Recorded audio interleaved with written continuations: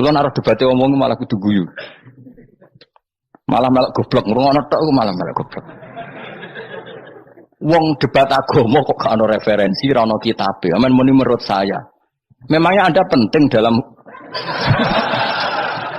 wali ora, ulama ora kok debat agama muni menurut. Memangnya Anda mujtahid? Kudune gak menurut kitab yang saya baca dalam mazhab Syafi'i kitabnya ini begini. Sing sitok bantah dalam mazhab Maliki kitabnya ini. Wah itu keren. Aku teko ning majelis. Debat menurut saya, emangnya Anda siapa? Nabi ndak, wali ndak, ulama ndak? Kok mau agama menurut Anda? Wis wargane ora mesti kok ape. Makanya dibiasakan pakai referensi, pakai sanad. Agama ini butuh sanad. Inna hadzal ilma dinun fanzuru amman ta'khuduna dinakum. Lihat di muqaddimah Sahih Muslim. Agama ini ilmu, ilmu ini agama. Maka lihatlah ilmu itu kamu ambil dari mana? Dari mana? Karena tanpa sanad ini bahaya. Bahayanya tadi, misalnya begini. Ada orang alim soleh berteman orang kafir. Atau berteman orang fasik. Atau berteman perempuan cantik. Dia alim, alim soleh, saya ulang lagi. Ada orang alim soleh berteman perempuan cantik. Atau orang fasik, atau orang kafir. Pasti di hatinya satu. Wong ayu nak dikancani wong fasik, engkau malah melakukan hal-hal yang tidak terpuji. Nak dikancani wong alim, syaratnya soleh, saya ulang lagi, dibina, dijak ngaji, diarahkan yang benar, terus dinikahkan sama orang soleh. Ternyata pertemanannya hanya proses ngantar wong ayu tadi baik dan menikah sama orang soleh. Berteman orang kafir ya dia mengajarkan hujah-hujah argumentasi Islam, sehingga suatu saat berharap menjadi Islam. Tapi orang liberal melihat itu bukti bahwa agama itu bebas. Wong alim nyatane kancanan wong ayu, wong kafir, gak masalah. Itu pilihan mbahmu. Ini beda, sama-sama cara zahir kancanan orang fasik, tapi asal orang soleh itu motifnya itu beda. Saya misalnya orang kaya, ada ulama kaya, itu senengannya blonjo, sampai bojone itu marah-marah. Saking parahnya ulama ini, kebetulan keluarga saya, ini anaknya mulai itu anaknya kon golek utangan. Padahal nilai anaknya pertama berangkat dari rumah itu bawa uang, mau ngirimi anaknya di sarang. Itu orang Jawa Timur, kiai alim. Roh bakul kacang ning bis gak mentolo ditukoni. Roh bakul mainan saake wong tuwek Pak Ben ditukoni. Walhasil tok sarangku duwe entek. Tapi gowo mainan, gowo kacang putu-putu. Saake jare. Sama-sama belanja. Dekne niate nyebar rahmate Allah. Yo saya pernah ngalami itu meskipun di ada skala yang ekstrim itu. Saya sampai sekarang anak saya mulai TK, SD tak sangoni terus. Kadang beli jajan yang dia sama sekali gak doyan. Dulu ibunya yang marah sebelum ora dipangan kok dituku Gus. Ya masih ora dipangan bakule tetap seneng. Butuhe bakule iku payu ora kok dipangan ta ora. Tapi utek-utek medhit ngene kan pikirane kan. Nek ora dipangan aja tuku ya sakake bakule ndonga supaya laris. Lah duit 5.000 bagi kita kan ndak penting wis bentek.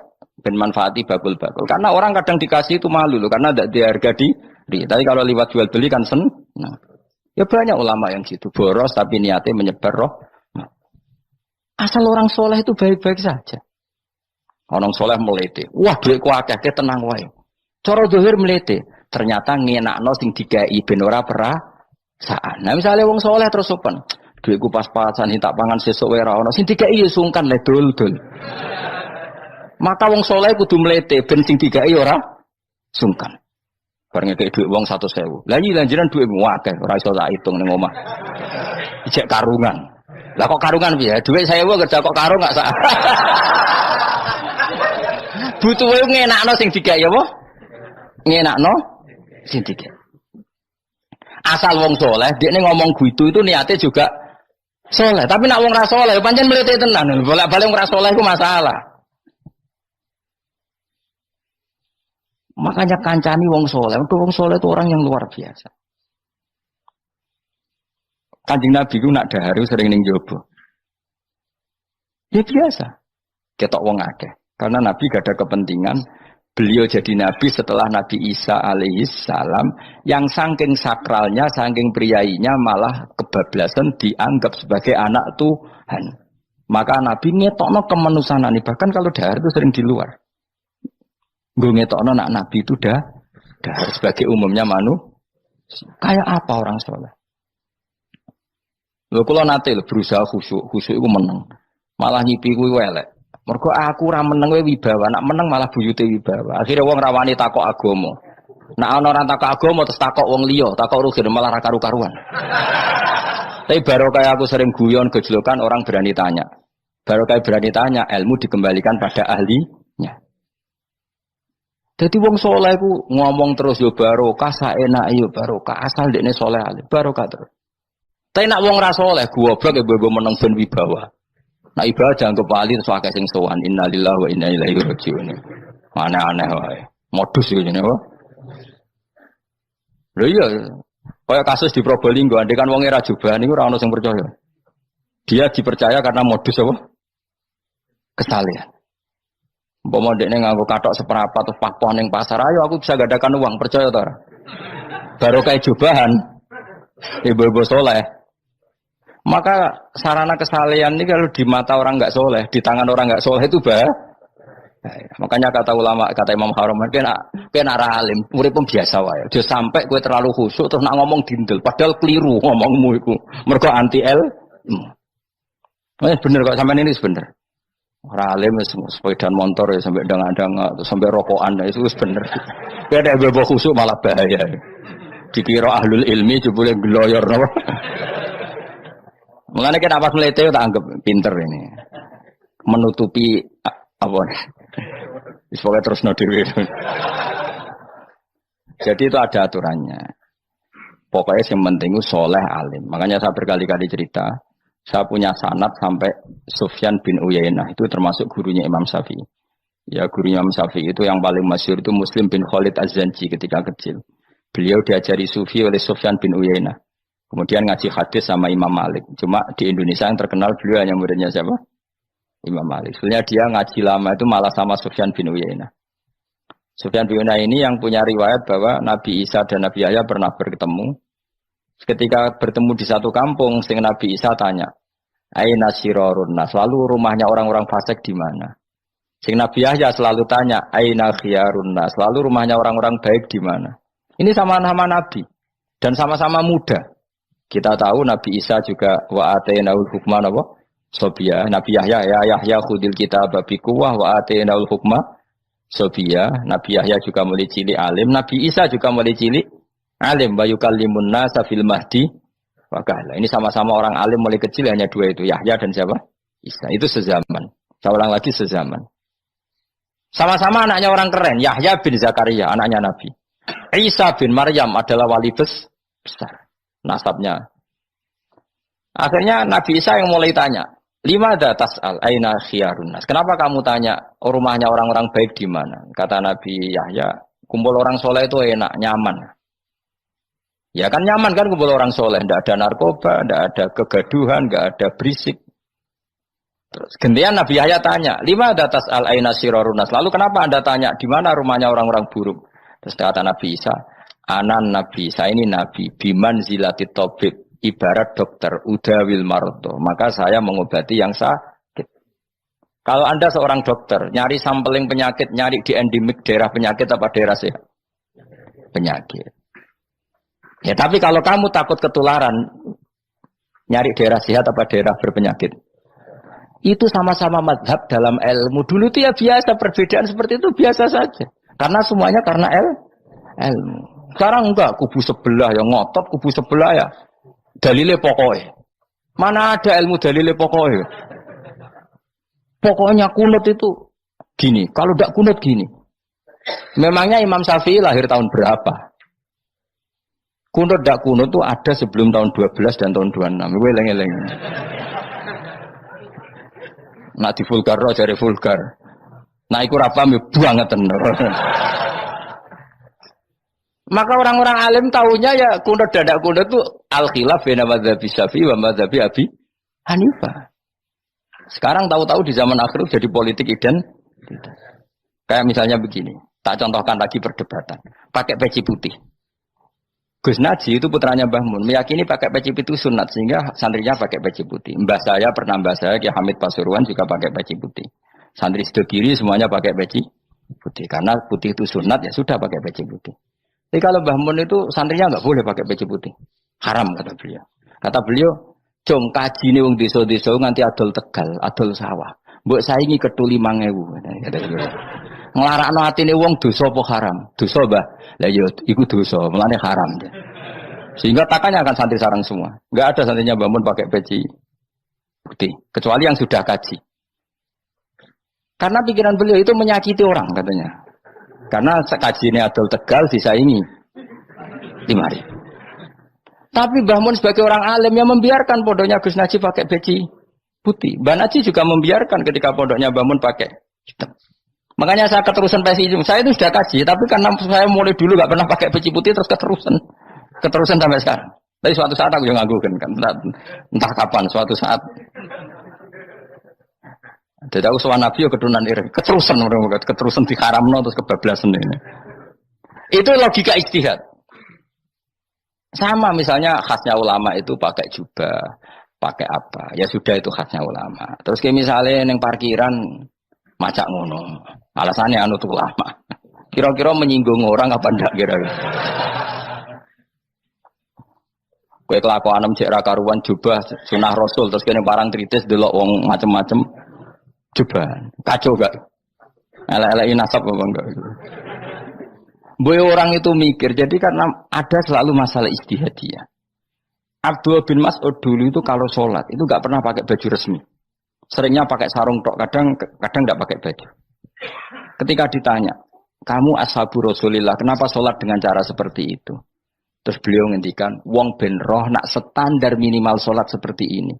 Kalau saya sholat selalu pakai pakaian sempurna, nanti dikira itu aturan fardu dan umat menjadi berat.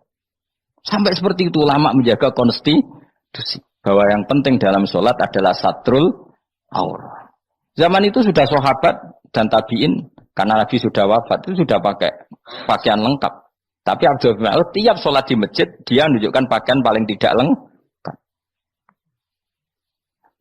Jadi pernah beliau sholat itu hanya pakai sarung terus diikatkan di lehernya. Ketika ditanya, dulu kita dengan Nabi pernah sholat seperti ini. Akhirnya ulama menjadi tahu nak ngono sholat paling pokok itu nutupi mabena surah war rukbah. Andai kan tidak ada cerita Abdul bin Mas'ud mungkin dikira sholat syarat sahnya ya seperti itu. Maksudnya pakai jubah terus, pakai pakaian begitu terus. Barokahnya Abdul bin Mas'ud orang tahu standar minimal. Jadi kalau ulama itu motifnya seperti itu. Rasulullah kira-kira senang qiyamul lail apa enggak? Senang. Tapi beliau qiyamul lail di masjid hari keempat, hari kelima sudah tidak keluar ke masjid. Karena Nabi kalau selalu melakukan nanti dikira fardu. Tapi kalau enggak melakukan nanti orang enggak qiyamul lail. Maka Nabi pernah melakukan ya pernah tidak. Ya sudah itu konstitusi dalam tradisi ulama. Jelas ya. Saya sholat di pondok saya sendiri sering jadi makmum. Karena semua kiai sudah jadi imam. Nanti dikira syarat sahnya imam itu kiai. Repot. Makanya saya tunjukkan kiai juga boleh jadi makmum. Andai kan semua kiai jadi makmum, saya nanti jadi imam. Ya semua ulama mulai dulu tradisinya gitu. Karena yang dikatakan fardu kifayah itu kalau sudah ada yang melakukan, yang lain tidak usah. Biar seimbang. Sekarang enggak do geruduk kabeh. Makanya terus kacau. Coba sekarang misalnya gini. Andai kan semua orang melakukan kebenaran kesunatan, yaitu misalnya semuanya ambisi itikaf di masjid. Terus tidak ada orang melakukan kebenaran ngerumat yatim, ngerumat jenazah, ngerumat jalan-jalan raya. Kan kacau. Mergo semuanya satu variasi kebenaran itikaf di masjid. Yatim sedang do mati, mergo do itikaf kabeh. Tapi baru kayak ono sing itikaf ning perapatan, nek ono wong tiba iso nulung, nek ono wong kesasar iso tako. Baru kayak wong sing itikaf ning perapatan. Sayange to bidung itu barang ku sayange. Sajane niat itikaf ku sah. Nawaitul iktikaf linusratit thoriq. Niat ingsun itikaf nulungi dalan ben nek ono wong butuh. Coba sekarang, orang yang kecelakaan, pertolongan emergensi orang yang itikaf di jalan apa yang di masjid? Di jalan, barokahnya banyak, itu tim SAR gratis. Umpama do niat soleh kabeh bumine pangeran, sah mbok itikaf.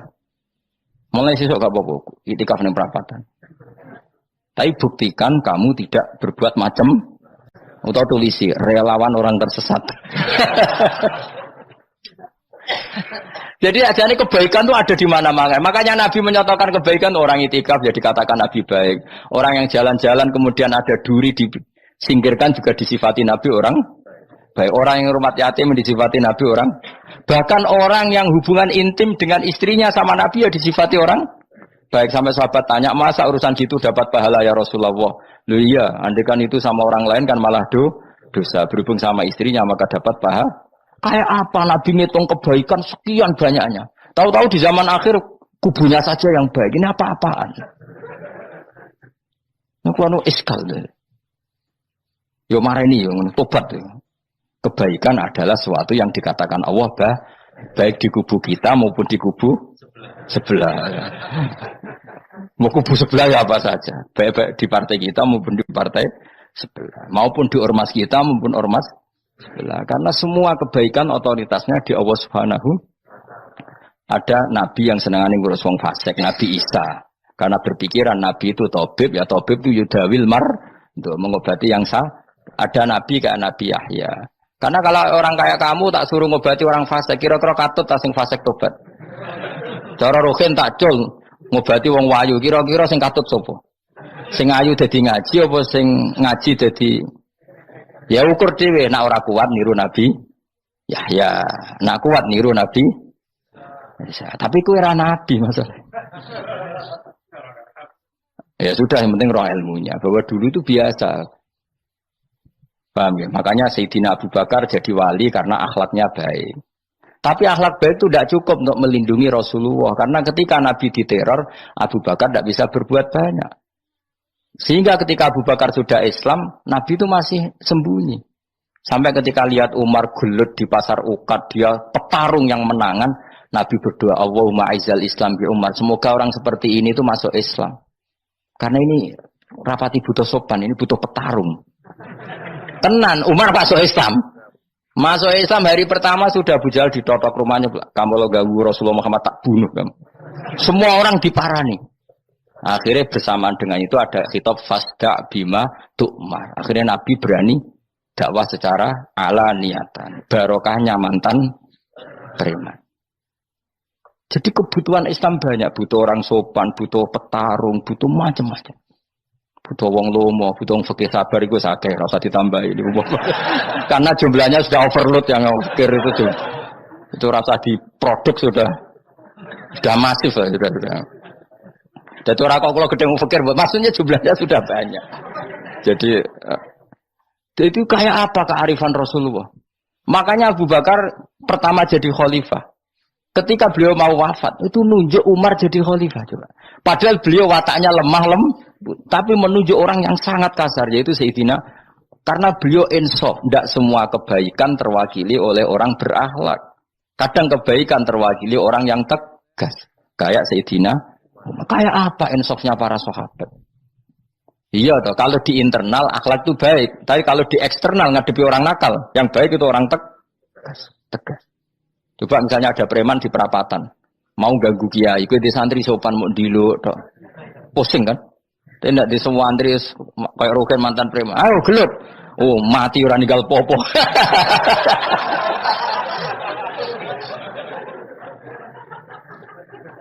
Itu kan keren, apa? Keren. Makanya Abu Bakar ketika, lu ya, sama tahu kan hadisnya Umar, setiap ada orang munafik macam-macam pamitnya sama Nabi, dani adrib pun izini Nabi tak biar coy. Ya setiap hari kegiatannya gitu terus. Tapi dulu orang itu insaf, Abu Bakar insaf, kelebihannya Umar di situ. Umar insaf, kelebihannya Abu Bakar di. Maka ketika kandidat khalifah, Umar mengangkat Abu Bakar jadi khalifah dan disetujui semua sahabat. Ketika Abu Bakar mau wafat menunjuk Umar dan disetujui semua sahabat. Orang kok Abu Bakar pepe wong halus, golek sing sejenis aku ndak. Karena dulu semua orang itu pakai insaf, pakai kesadaran sing super tinggi, tidak nuruti nafsu. Loh saya andekan ada orang alim sekelas saya kok mau ganti tafsir Jalalain, ganti Gus Fikih yang mendesak fikih. Terus dia alim enggak masalah ya. Salahnya dia alim keramat. Woi dia ngerti Allah Mahfud tak setingkat aku. Roh berarti hop. Karena dulu itu begitu, ulama dulu itu seperti itu. Biasa. Sekarang itu enggak. Orang itu kalau enggak kelompoknya enggak mesti salah. Abu Bakar itu Raqiqul qalbi. Raqiqul hawashi, riqqatul qalbi. Tapi beliau justru menunjuk Sayyidina Umar karena dia tahu Islam itu musuhnya banyak, butuh orang tegas. Umar juga tahu bahwa di internal Islam itu butuh riqqatul qalbi sehingga beliau hormat sama Abu Bakar. Tak pimpin aku, wah, bubar kabeh. Tapi dari Abu Bakar, ning jobo aku tok wong mlete nek ora ono Umar. Sehingga dua beliau saling melengkapi dan itu luar biasa. Nah khilafnya ulama kira-kira seperti itu. Yang peci putih ya silahkan gue iling-ilingan, nak putih itu sunat. Tapi sing ireng, piye-piye kaji desa itu disaingi ketu 5.000 gak terima aja. Yakin ya bos. Nah saya ini mulai kecil di sarang. Tapi mertua saya itu keluarga Pasuruan. Jadi saya ya, lucunya saya kalau ngajar di Pasuruan pakai peci hitam. Sebagian santri separuh pakai peci hitam menghormati saya. Sebagian pakai putih menghormati kiainya. Jadi jadi saya lihat ini ya sepanjang sejarah kalau saya ngajar itu jadi warna-warni itu karena ngasih. Saya kaget tuh kok banyak yang pakai peci hitam. Menghormati jenengan tuh. Yang putih masih banyak separuhan. Ya enggak ada yang merencanakan, ya alami saja. Nah, sampean bener di putih apa hitam? Putih apa hitam? Bebas. Karena tadi ini masalah apa istihad. Pun kalau terus nang. Soalnya sementing wow iman itu apa sesuatu yang absolut. Maka kita andaikan Allah tidak bikin surga neraka pun kita tetap sebagaimana kita mengatakan 1 tambah 1 2 dapat hadiah apa? Ada dapat hadiah ya tetap mengatakan 2. 1 tambah 1 pasti 2. Saya pernah dicium sama orang miskin yang akut miskin betul. Itu tak ajarin Anda ini lebih hebat ketimbang orang-orang kaya. Misalnya gini. Misalnya ada komunitas rektor atau kiai besar. Saya ini kata orang banyak termasuk kiai besar. Mungkin kalau pinjam uang itu karena mau beli mobil, aksesoris mobil, karena kita kiai tok atau rektor atau orang-orang tok. Kalau sesama orang miskin itu pinjem-pinjemannya itu urusan beras, itu urusan nyawa. Keren mana? Nyelamatkan nyawa sama aksesoris mobil. Nyawa. Jadi pahala kamu pasti lebih besar itu. Itu senangnya jadi orang miskin terus keterusan sampai sekarang. Oh itu, lo coba kalau menteri sama menteri, rektor sama rektor, kira-kira pinjamannya apa Pak Arso? Kan kalau mau beli mobil atau mau umroh VIP, pokoknya yang keren-keren. Kalau orang miskin pinjam karena apa? Makan kan, beras kan. Makanya kalau yang sedang miskin monggo lah, kalau ingin teruskan. Maksud saya Islam tuh seenak itu, Islam tuh segampang itu. Sudahlah yang sedang miskin ya keren, karena sekali sosial tuh urusannya apa? Nyawa. Tapi kalau miskin semua ya Indonesia bisa tutup kan. Ya sudah yang kaya-kaya itu saya mengatakan Indonesia karena bayar pajak yang menjadikan Indonesia berjalan. Tapi ya dipakai yang benar. Nah, begitu seterusnya. Ada kiai miskin cerita ke kita. Terus enak jenengan alim, terus punya santri banyak, bisa ngajar di mana-mana. Saya bilang, hebat kamu. Dia hidup di daerah tertinggal. Itu yang diajarkan kan hanya tauhid. Kan nggak mungkin desa tertinggal baca fikih perbandingan madhab. Kan nggak mungkin. Kalau angka-angka apa Fajar Pak Sadali kan nggak mungkin. Fikih perbandingan apa? Madhab. Menyorot madhab dunia. Kayak angka-angka itu kan nggak benar. Tapi pertanyaannya, yang menyelamatkan masuk surga itu tauhid apa perbandingan madhab? Tauhid. Ini hanya mengajarkan fardu kifayah sunat-sunat. Ini Anda mengajarkan fardu ain. Surganya dulu kamu. Oh terus senangnya jadi kayak gitu.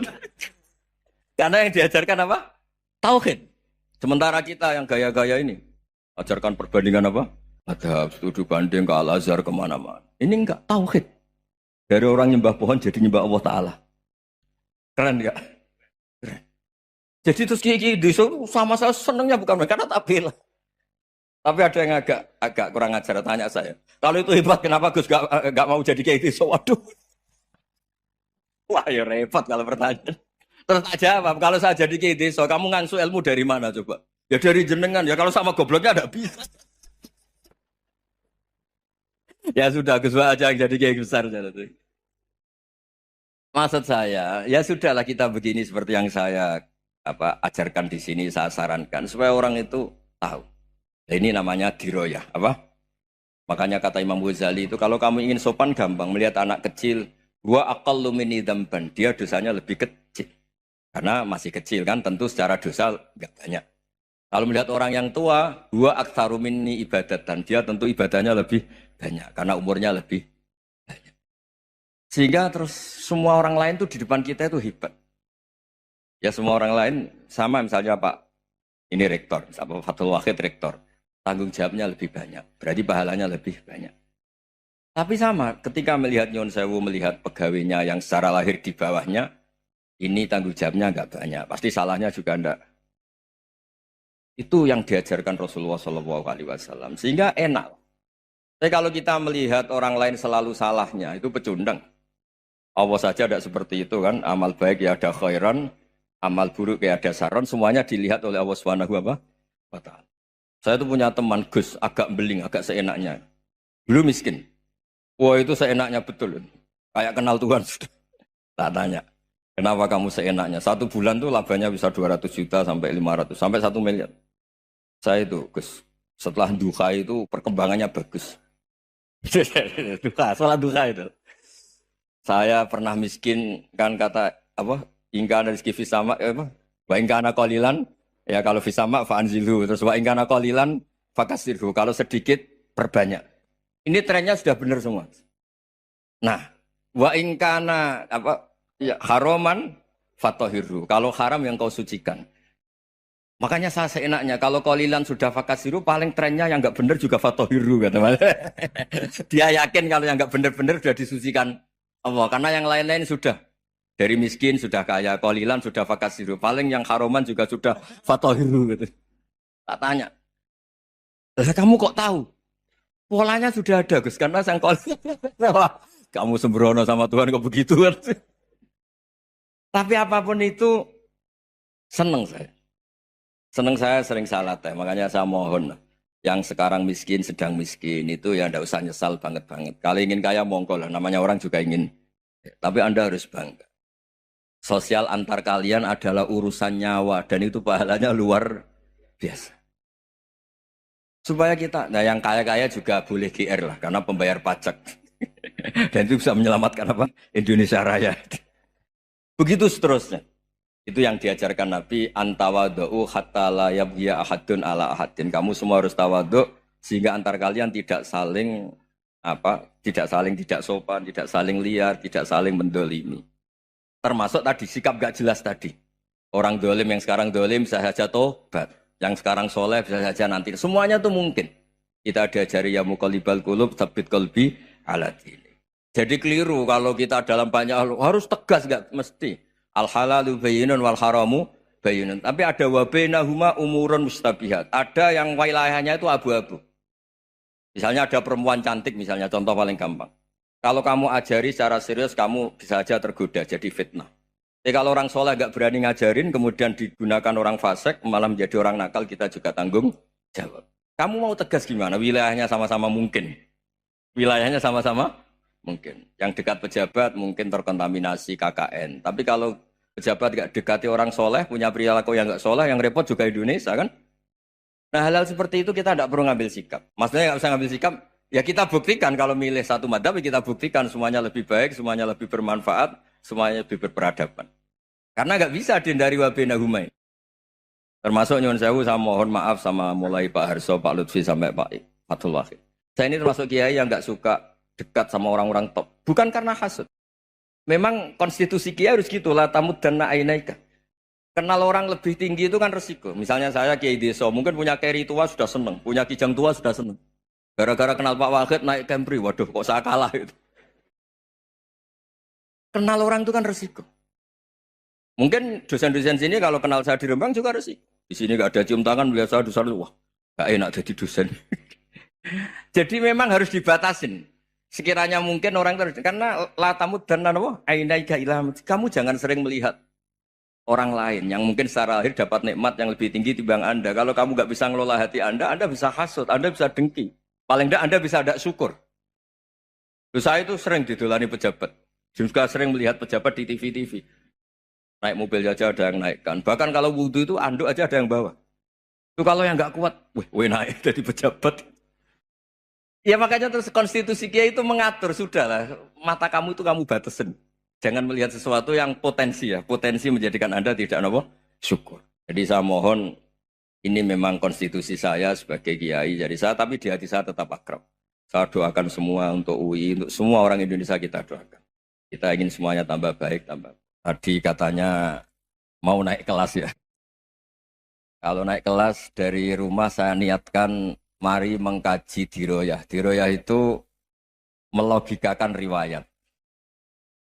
Jadi misalnya kita sering dengar Rasulullah Shallallahu Alaihi Wasallam sering ngendikan kalian masuk surga itu bukan hanya berdasar amal, tapi berdasar anugerah Allah Subhanahu wa Ta'ala. Oke, kita sepakat amal kita, perilaku kita, ibadah kita andaikan dikompensasi dengan nikmat yang Allah berikan tentu tidak seimbang. Untuk membayar itu saja sudah lunas. Jadi Anda semua tidak berhak masuk apa? Surga. Sehingga di beberapa riwayat dijelaskan ada orang yang 500 tahun ibadah, nggak pernah maksiat. Ditanya sama Allah, kamu masuk surga karena apa? Karena ibadah saya ya Allah. Ya sudah, surga kamu 500 tahun saja karena ibadah kamu 500 tahun. Ini cerita umur-umur orang dulu. Ya Allah katanya surga engkau ini selamanya. Ya kalau yang selamanya itu rahmatku. Kalau amal kamu terbatas ya surganya sesuai amal kamu ya terbatas.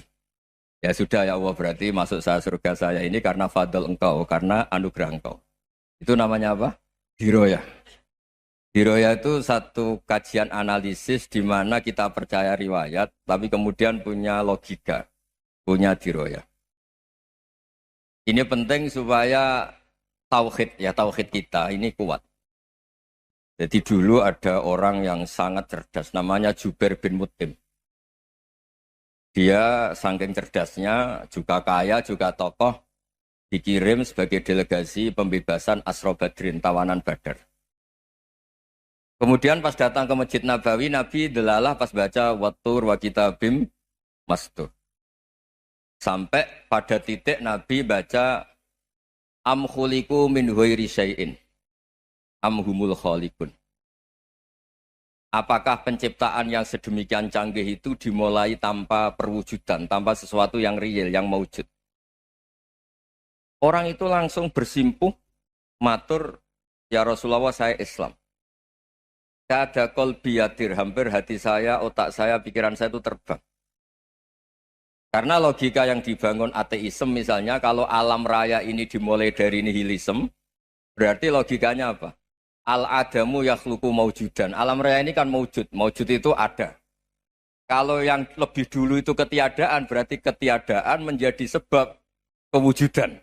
Kalau dalam bahasa Arab itu, al-adamu yakhluqu maujudan. Sesuatu yang harusnya nggak jadi faktor karena ketiadaan, menjadi faktor sesuatu yang nyata. Itu kan nggak masuk akal. Ya, kalau alam raya ini ada al-adam sing yasbiku maujudan, berarti alam raya ini al-adamu yakhluqu maujudan. Sesuatu yang tidak ada, menciptakan yang ada. Dengan logika itu terus kita ngaji. Diajari sama guru-guru kita, sifat dasar Allah itu maujud. Wallahu maujudun qadimun. Terus masuk. Yang harus distatuskan pertama dari Allah itu apa? Maujud, wujud. Karena dengan wujud ini layak menjadi penyebab adanya alam raya ini. Sehingga ketika kita menolak faham nihilisme atau ateisme, faham tanpa Tuhan, tanpa pencipta awal, kita punya diroyah. Bahwa tidak mungkin ketiadaan ini menjadi sebab perwujudan alam raya ini. Yaitu amkhuliku min ghairi syai'in. Masa alam raya ini diciptakan tanpa sebab yang nyata, yaitu wajibil wujud. Siapa itu? Allah Subhanahu wa Ta'ala. Begitu juga menyangkut sholawat. Orang boleh beda pendapat tentang redaksi sholawat. Ada masalah ala Muhammad, ala Sayyidina Muhammad, Nabi Muhammad. Monggo lah masalah redaksi saja. Tapi setelah dianalisis, Nabi itu Pak Rektor, jadi Nabi setelah Nabi Isa saking dihormatinya sampai dituhankan. Juga jadi Nabi yang ada cerita masih hangat, orang Yahudi itu bunuh Nabi. Jadi yang satu mendudukkan Nabi sedemikian tinggi sampai kayak Tuhan, yang satu menjatuhkan Nabi sedemikian rendah sampai dibunuh. Kayak apa susahnya jadi Nabi Muhammad SAW. Kemudian dengan gampang hadatin agama ini bikin syariat yang bernama sholawat. Redaksinya monggo lah sesuai tradisi masing-masing. Allahumma sholli ala Muhammad, Allahumma sholli ala Sayyidina Muhammad, ala Nabiyina Muhammad monggo. Tapi yang jelas redaksi ini kalau didiroyah dikaji, Allahumma itu Tuhan, Tuhan itu pemberi. Wa Muhammadun wa in jalla qadruh abdun min ibadi. Muhammad apapun tinggi derajatnya tetap berstatus hamba. Sehingga agama ini terjaga oleh syihotus sholawat. Agama ini terjaga oleh redaksi sholawat. Yaitu Allah tetap pemberi sebagai Tuhan yang enggak tersaingi, la syarikalah. Rasulullah Muhammad wa in jalla qadruh, apapun prestasinya bisa mi'raj bisa apa saja, tetap seorang hamba yang butuh muhtajun ila rahmatih. Jika redaksi Allahumma sholli ala Muhammad ini mengukuhkan yang Tuhan tetap Tuhan, hamba pilihan tetap hamba pilihan. Tentu dengan redaksi ini kemudian kita mendudukkan Nabi benar-benar posisi terhormat. Yaitu orang yang paling berhak dapat askat tahiyat, mendapat penghormatan Allah paling tinggi, yaitu Rasulullah Muhammad SAW. Dan itu diulang-ulang oleh Allah. Subhanalladzi asra bi'abdi. Status hamba ini diulang-ulang. Lagi-lagi ini bernama diroyah. Bernama apa? Contoh ketiga misalnya fihi ayatum bayinatum maqamu Ibrahim. Dulu orang Yahudi itu ada diskusi masif. Syaratnya Nabi itu mbah-mbahnya harus Nabi. Harus keturunan Nabi. Kemudian semua Nabi rata-rata di Palestina, di Syam. Lalu Muhammadnya asal-usulnya dari mana? Tahu-tahu orang Arab kok Nabi. Padahal orang Arab itu dulu jahiliyah. Alhasil terus diceritakan bukti Muhammad ini turunan Ibrahim adalah ada jejak kaki Nabi Ibrahim di dekat apa? Ka'bah. Fihi ayatum bayinatum maqamu Ibrahim. Kalau Nabi Ibrahim pernah di Mekah, artinya beliau pernah meninggalkan turunan yang di Mekah. Yaitu bernama Nabi Muhammadun sallallahu alaihi wasallam. Itu disebut fihi ayatum bayinatum maqamu Ibrahim. Nah, itu namanya diroyah. Diroyah itu satu perilaku keseharian kita beragama, kemudian tahu logikanya. Yang keempat misalnya, mangkana yu'minu billahi wal yaumil akhir fal yukrim apa? Jaro. Orang yang iman karena Allah dan Rasul, maka memuliakan tetangganya. Andaikan pakai hukum sosial, tentu kalau tetangga kita baik, kita baik. Kalau kurang baik, kok kurang penggawean kan gitu. Tapi dulu itu pernah ada seorang ulama itu dibully ya, dikerjain sama anak muda tetangganya. Pak Kiai datang ke rumah saya. Orang ini datang. Kemudian setelah di rumahnya, saya tidak jadi butuh sama Pak Kiai, silahkan pulang. Itu Kiainya senyum menikmati. Dan itu terulang 3 kali. Dibully seperti itu, dikerjain terulang 3 kali. Lalu tetap Kiainya tuh asik, seneng sekali. Lama-lama pun dia ini tanya, kenapa engkau tidak tersinggung? Padahal saya kerjain sampai 3 kali. Tak undang, terus tak suruh pulang. Tak undang, tak suruh pulang. Kata Kiai tadi, yang memerintahkan baik sama tetangga itu Allah. Jadi saya nikmati ketika bisa baik sama Anda. Tidak ada urusannya dengan perilaku Anda yang menolak saya.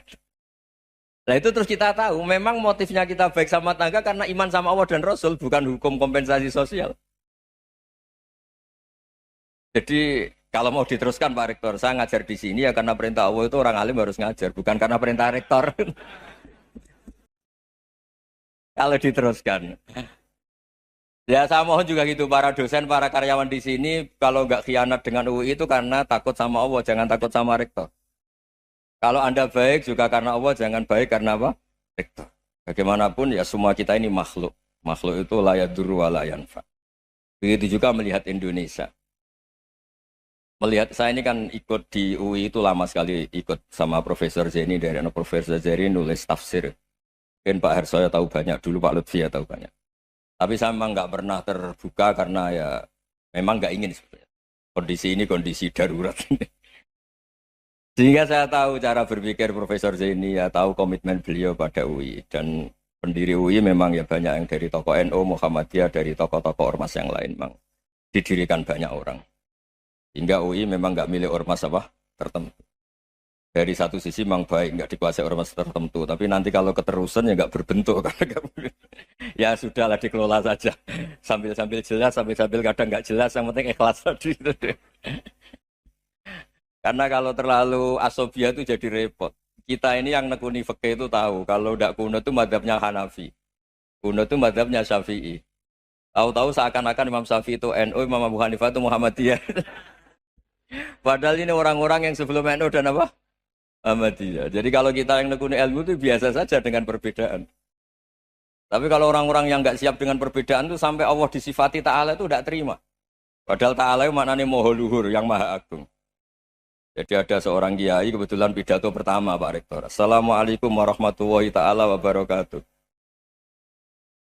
Di mubalik kedua ini nggak terima karena itu dianggap bid'ah ada Ta'ala. Hanya dia bilang Assalamualaikum warahmatullahi ta'ala wabarakatuh. Itu saking asobiahnya itu Allah ditambahi Ta'ala itu tidak terima. Padahal Ta'ala itu maknanya Maha Agung. Nah itu kan jadi repot kalau asobiah gitu. Kalau kita ngadepi perbedaan itu biasa saja. Karena kita mungkin bacanya banyak, lihat hal-hal seperti itu ya. Berkohnya nggak jelas itu menjadi orang tuh bijak. Ini sekarang nakal, jangan-jangan nanti jadi orang baik. Yang sekarang baik, jangan-jangan suatu saat jadi tidak baik. Semua orang introspeksi. Nggak ada jaminan kalau kita sekarang baik akan baik terus. Nggak ada jaminan kalau kita sekarang buruk akan buruk terus. Sehingga terus banyak kiai-kiai bijak itu memang lahirnya nggak tegas. Tapi nggak tegas itu yang menjadikan bijak. Karena sama-sama mungkin. Itu yang disebut laisa laka minal amri syai'un aw yatuba alihi mau yu'adzibum. Itu tidak wilayah kamu. Ketika Allah mengomentari orang munafik juga wa yu'adzibal munafiqina insya'a aw yatub. Bisa saja ada yang disiksa, bisa saja ada yang dikasih tobat. Karena pola yang kita analisis itu semuanya menurut kita. Bukan menurut kemaslahatan orang apa? Saya punya sekian contoh cerita. Orang yang sowan kiai baik-baik, mungkin bawa gula atau salam damla, tidak tahu lah. Itu tidak mesti jadi wali. Tapi Kalijogo yang kenal Sunan Bonang, itu kenalnya itu karena ingin begal. malah jadi wali. Tapi tidak usah dicoba. Umar itu nyari Nabi itu mau dibunuh. Tapi malah tobat jadi orang baik. Jadi ini penting ngaji ya, supaya tidak tegas itu, tidak jelas itu kadang baik.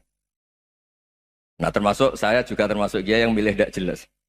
Saya sering gojlok gini, Fajar Hadili ini murid-murid saya sering saya gojlok.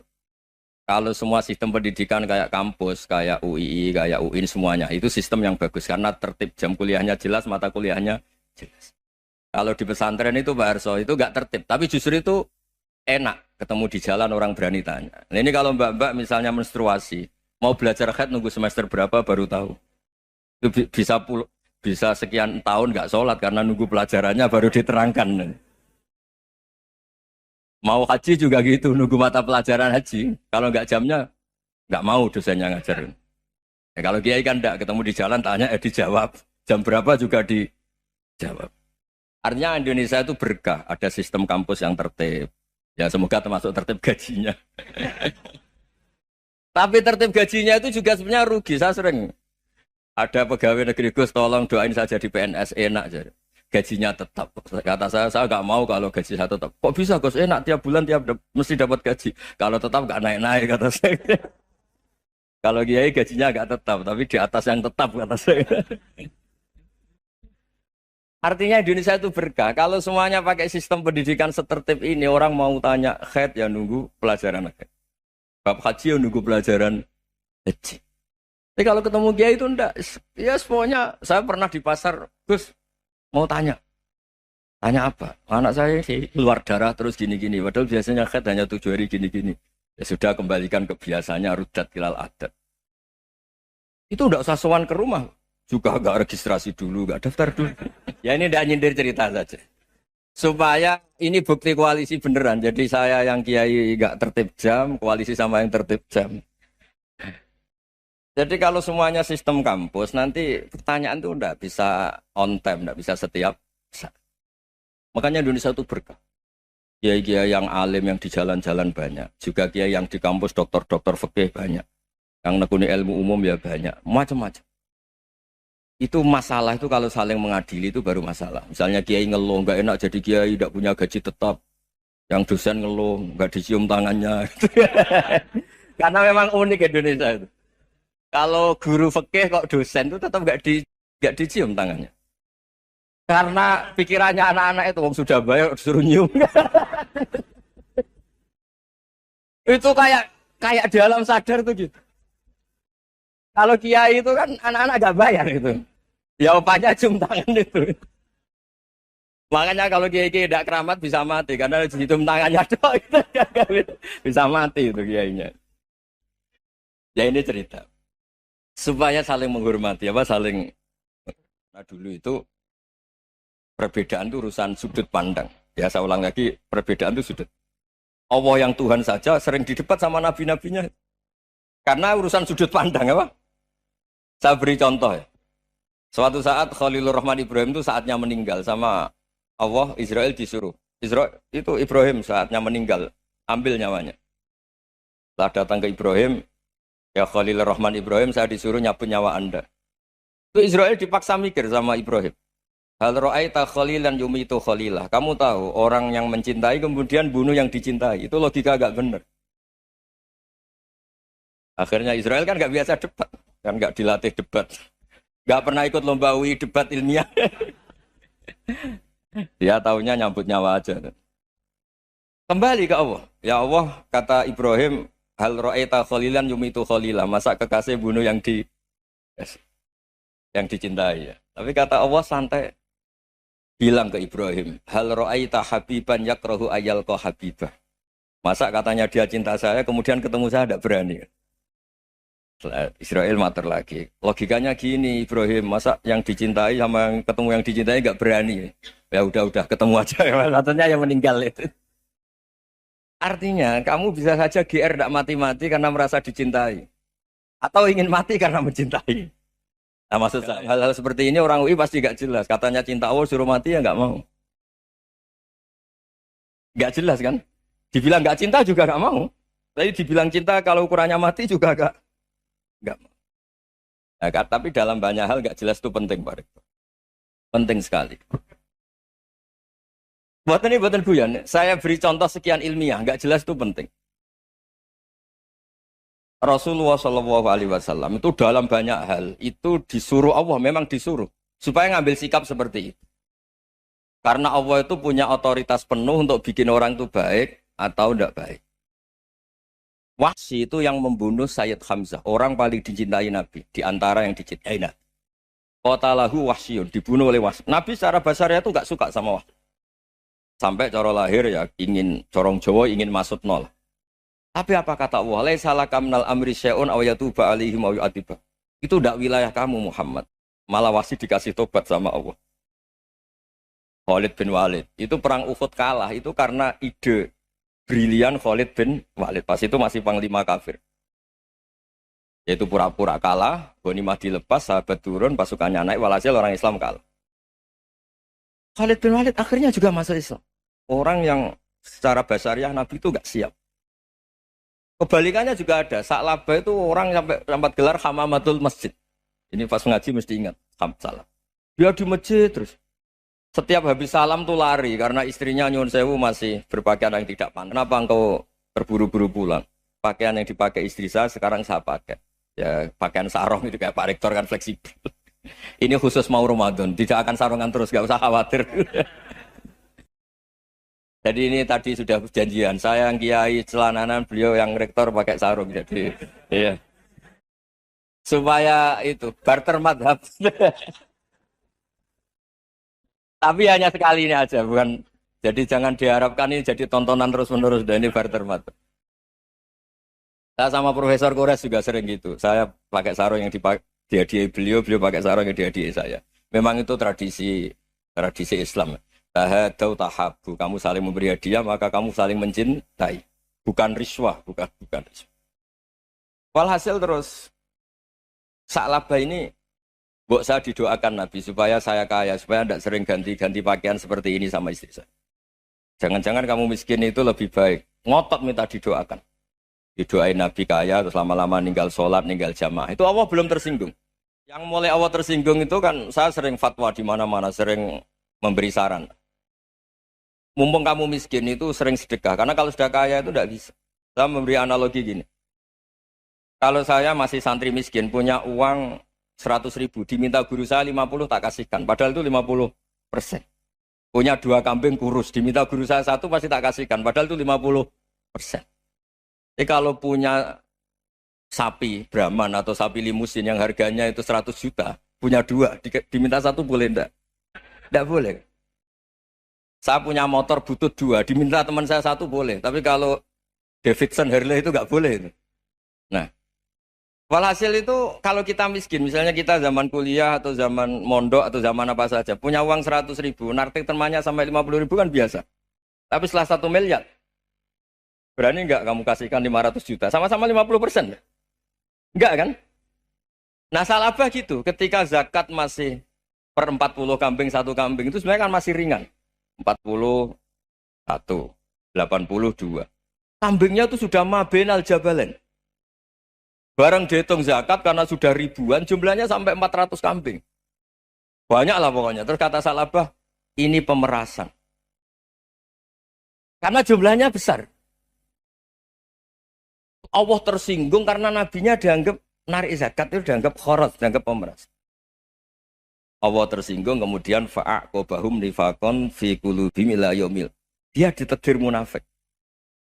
Semenjak itu terus tadi kembali gak jelas tadi. Jadi kalau makanya itu pakar-pakar akhlak ya, pakar-pakar etika peradaban. Itu tertampar betul ketika Nabi urusan ilmu itu mengabaikan itu kalau sudah urusan ilmu.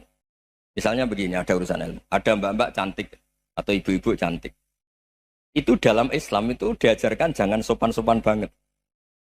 Kata Nabi, karena kekuatan ilmu itu di atas kekuatan akhlak, di atas kekuatan adab. Ya nisa an-nabi lastunna ka ahadim minan nisa. Ini taqaitunna fala takhdu'na bil qaul. Fa yatma alladhi fi qalbihi maradun. Misalnya ada mbak-mbak cantik, menarik. Kemudian sopan misalnya sama Pak Fajarin sama dosen-dosen. Monggo binara. Wah itu bahaya pikirannya kemana-mana itu. Orang yang imannya pas-pasan, berarti mau. Maksud saya kalau cantik, menarik, ketemu di jalan, biarin aja dosennya. Mau kemana, biarin aja. Gak usah dihormatin. Kalau dihormatin, Pak mau kemana Sadereno bisa bahaya ya? Nah, biarin aja. Kalau tanya, Dek ini alamatnya mana? Cari sendiri Pak. Karena hanya dengan cara itu, si Pak dosen ini gak kepikiran. Gak ada orang suka, orang kedus itu gak akan. Tinggal sudah cantik, sopan. Wah, bisa pikirannya macam-macam. Itu ilmu. Fala takhdu'na bil qaul. Kamu jangan terlalu lirih kalau ngomong. Fayat ma'alladzi fi qalbi maradun. Orang yang pikirannya masih kotor pasti berpikir yang negatif. Anda mungkin demi sopan sama dosen Anda. Tapi sejauh mana dosen Anda juga berpikir positif. Itu kan uji iman sama uji nyali. Nah, sama pejabat yang sopan sama kiai mungkin punya Alphard, punya Robicon, punya terus bawa uang banyak. Terus sama kiai cium tangan hormat. Jangan-jangan kiainya yang pikirannya macam-macam. Ini berarti bisa jadi muhibbin potensial misalnya. Nah, saya ini termasuk kiai yang pengagum ilmu. Sehingga saya sama orang yang medit, yang kikir sama saya itu saya senangnya bukan main. Kenapa? Karena kalau orang medit itu gak berhak. Kalau orang lomo 1 juta minta surga. 2 juta ya minta apa? Surga. Gus, salam template. 200.000 aja kadang minta surga. Tapi kalau yang kikir-kikir ya sudah salaman tok sudah. Gak minta apa-apa. Kan dia tahu diri. Gak bayar kok minta. Maksud saya Islam itu luas. Dinikmati saja Pak. Dinikmati saja. Nah itu diroya. Maksudnya itu diroya. Diroya itu kamu tahu aturan Islam itu kamu harus yakin khairihi wa syarrihi minallah. Semua itu ujian. Tapi kemudian dikaji. Makanya saya ini termasuk pengagum Imam Syafi'i. Imam Syafi'i itu dikasih tahu. Ada orang yang di depan engkau cium tangan hormat. Itu di luar ngomong-ngomong. Ngata-ngatain Anda. Imam Syafi'i tertawa-tawa. Sewenang. Ada ini dikata-katain di luar kok. Kok tidak kamu anggap munafik malah tertawa. Berarti saya wibawa. Di depan saya nggak berani. Dianggap enteng saja. Dibilangin, sebagian orang kampung sini nggak suka sama engkau. Baguslah, nggak akan pinjem uang sama saya. Di mana-mana orang pinjem minta tolong itu karena seneng. Kalau benci kan enggak. Intinya dianggap enteng saja. Yang terjadi di dunia itu semuanya dianggap enteng saja. Man asa ilaika faqat atlakoka. Yang berburuk sama kamu itu membebaskan kamu. Coba kalau akrab, titip. Ya misalnya akrab sama Pak Fajar. Bilangkan ke Pak Rektor, sangkat atau jadi guru tetap atau apa kan ribet. Kalau tidak cocok kan nggak minta apa-apa. Makanya hati-hati Pak Rektor sama yang akrab-akrab itu. Itu dulu saya juga nggak paham. Di antara wasiat Bapak yang sering diulang-ulang tuh itu. Hak, suatu saat kamu jadi kiai, ngelola orang nggak seneng tuh gampang. Sudah, situ orang lain. Tapi kalau ngelola orang nggak orang seneng tuh repot. Mintanya aneh-aneh.